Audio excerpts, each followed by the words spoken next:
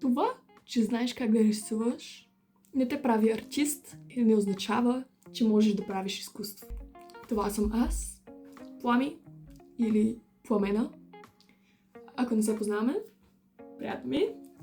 Уча в художествена в град Казанлък. Искам днес да си поговорим за разликата между изкуството и рисуването.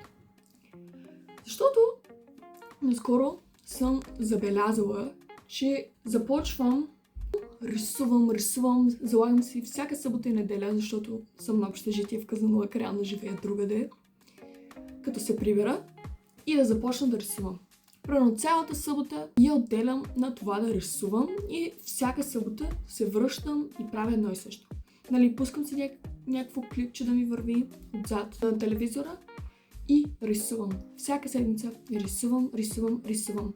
И когато не рисувам, се чувствам гузно и постоянно търся някакъв прогрес. И когато в училище правим постановки, работи, неща, просто ти се мъчиш, рисуваш, радваш се, когато постигнеш нещо вече, като видиш крайният резултат и така нататък.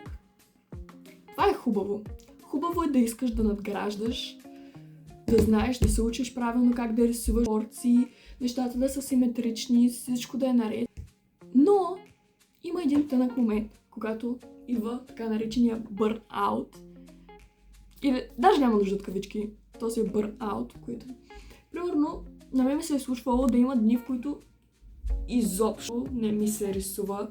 Просто не го чувствам. Има случаи, в които просто си чувствам самата ръка, как е толкова вдървена от това да се опитвам да бъда перфекционист. В смисъл да изписвам буквите перфектно, примерно да се старая всичко да е перфектно, но когато искам да се отпусна и вече да създавам изкуство, а не просто да рисувам, защото реално етюдите, постановките, те не са изкуство.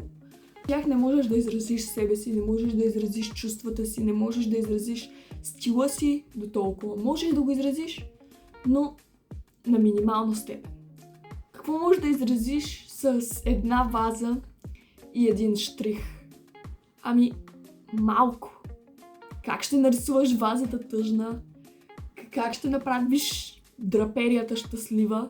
Има как, но има много малък шанс да успееш да го направиш това. Просто аз съм забелязвала, дори когато вървиш по коридорите на моето училище, всичко е в рисунки, всичко е в етюди.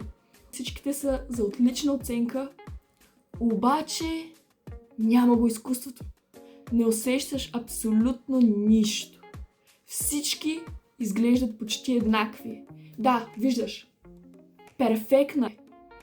Нищо и няма, всичко е наред, перфектна е. Композиция, светлосянки, разположение, всичко е наред.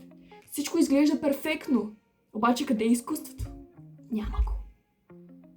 Затова някой път е хубаво да седнеш и просто да рисуваш, просто да го усетиш.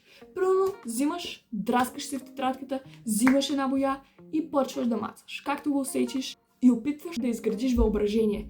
Защото е хубаво да научиш да рисуваш професионално, ако това е целта. Примерно аз искам да се науча да рисувам професионално. Сега специалността ми е друга.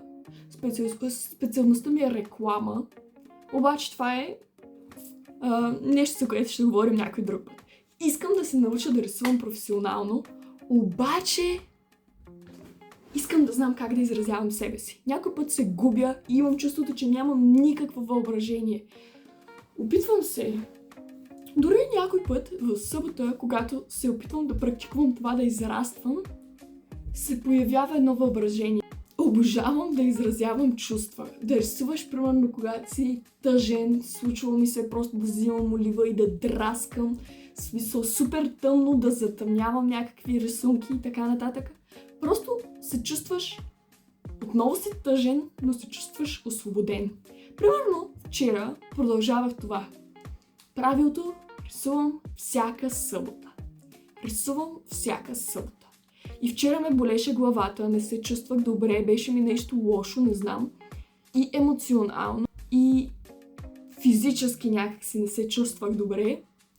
И тръгнах нарисувам, нали, всичко наред.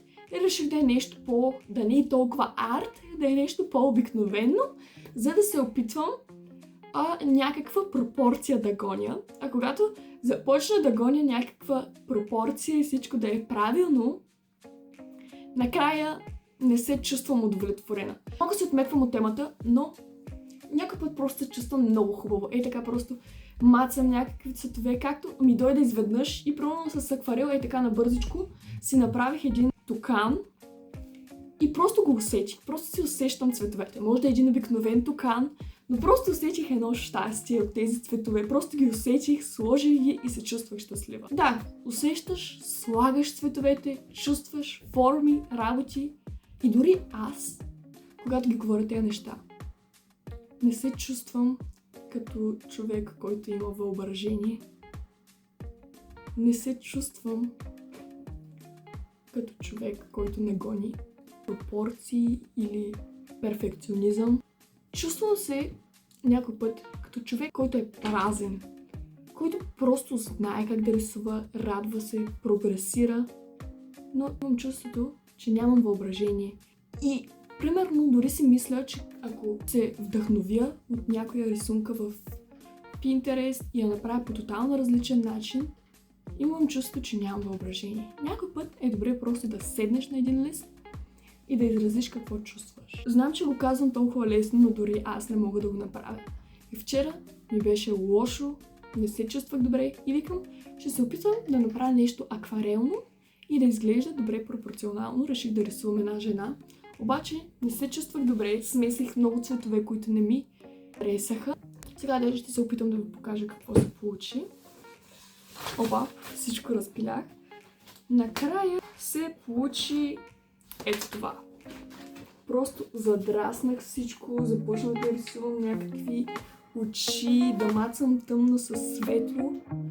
И не е хубава рисунка, но се почувствах по-свободна. Почувствах се много по-добре. Може би тази рисунка не е най-красивата, която съм рисувала, но е много искрена. Просто защото наистина показва един хаос, това, че не се чувствах добре. Така че гледайте не само да рисувате и да прогресирате, а да се научите как да правите изкуство. Как да изразявате чувствата си. Защото да можеш да изразяваш чувствата си е прекрасно нещо. А когато се научиш и да рисуваш правилно, можеш да изразяваш чувствата си още по-добре и още по-красиво. Затова е по-добре да има баланс. Нито да се стремиш прекалено много към перфекционизъм, нито всъщност е добре да изразяваш себе си без да учиш твърде професионално. Но това зависи дали искаш да се занимаваш с нещо професионално или като хоби. Ако ти е хоби, не е задължително да се занимаваш с пропорции, композиция, цветове и така нататък. Просто взимаш листа, рисуваш, гледаш нещо и се успокояваш. Защото, между другото, завършвам видеото, само последно нещо да кажа. Като съм била по-малка, винаги когато съм рисувала, съм се изнервила супер много, когато нещо не се е получавало. Просто накрая цялата рисунка се проваля. Затова трябва да си спокоен, когато рисуваш. Трябва да го усещаш. По-малко композиция и перспектива, повече чувства е формулата, която работи по-добре.